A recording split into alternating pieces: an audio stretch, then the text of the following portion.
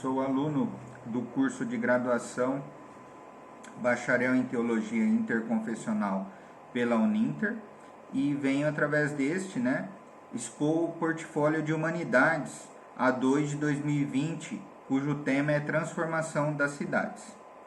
Eu gostaria de fazer um comparativo entre a cidade de Altamira, no Pará, que sofreu um grande impacto por causa da construção da usina hidrelétrica, de Belo Monte, e comparar com Jaboticabal, que passou por uma grave crise econômica por causa da saída por causa de uma série de coisas, que aconteceu no cenário nacional e internacional e que culminou na saída de algumas empresas da cidade. No meu exemplo, eu vou falar mais especificamente da indústria basilar. Altamira, no Pará, ela é o maior município em extensão do Brasil. E a usina hidrelétrica de Belo Monte, ela está sendo construída, na bacia do rio Xingu, e que fica no norte do estado do Pará. O que acontece? Foram feitas muitas promessas de melhorias para os habitantes daquela região, que iam ter melhor infraestrutura, mais empregos, saúde, educação, transporte, enfim, que a construção da usina hidrelétrica de Belo Monte, no Pará, em Altamira, ela traria prosperidade, traria riqueza e traria desenvolvimento humano para aquela região. Acontece que foi passando o tempo e o que se vê é que aumentou muito os índices de violência, de prostituição, de tráfico de drogas, os problemas sociais e estruturais da cidade estão cada vez piores.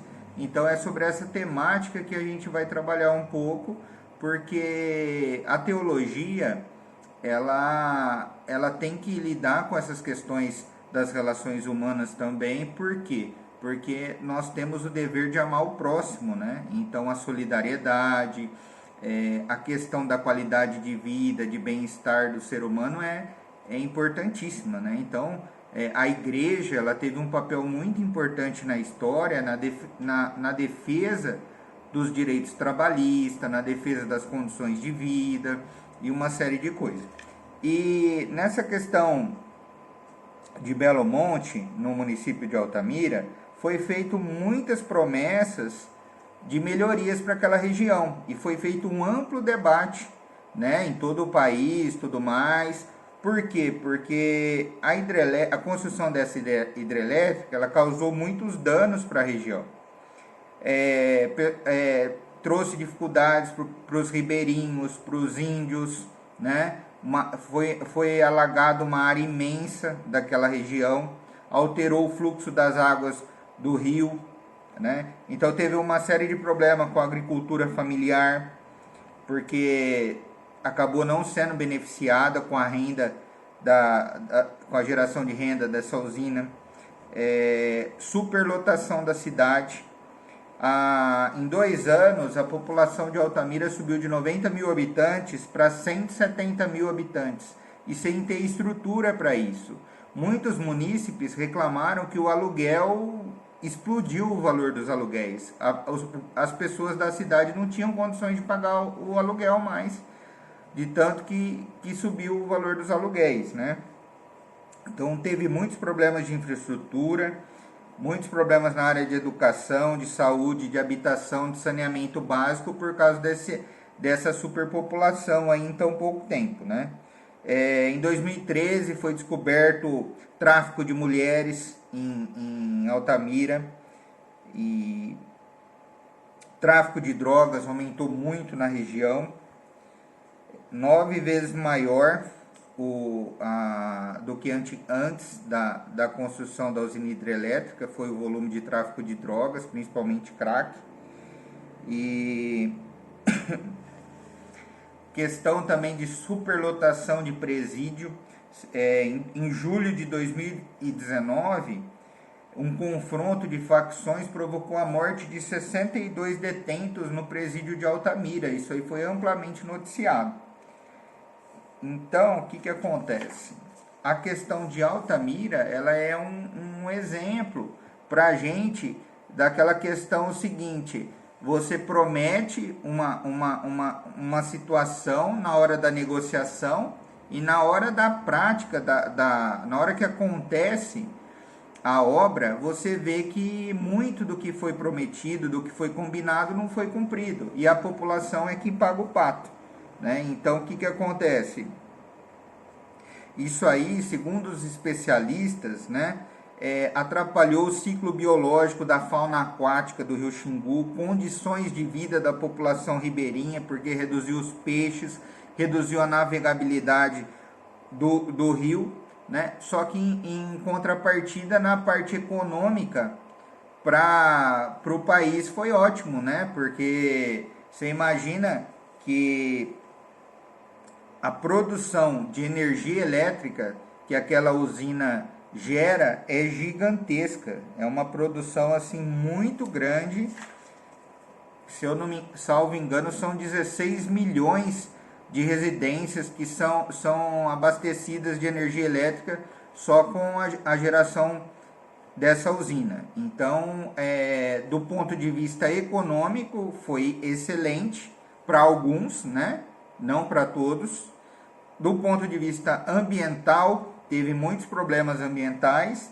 E do ponto de vista social, foi uma tragédia, principalmente para a cidade de Altamira, no Pará, que é a mais próxima da usina, entendeu? Então, esses empreendimentos, eles têm que vir acompanhado de uma contrapartida social, né? Tem que se preocupar com a qualidade de vida dos munícipes, das pessoas que vão fazer parte dessa situação. E agora, fazendo uma contrapartida com o município de Jaboticabal.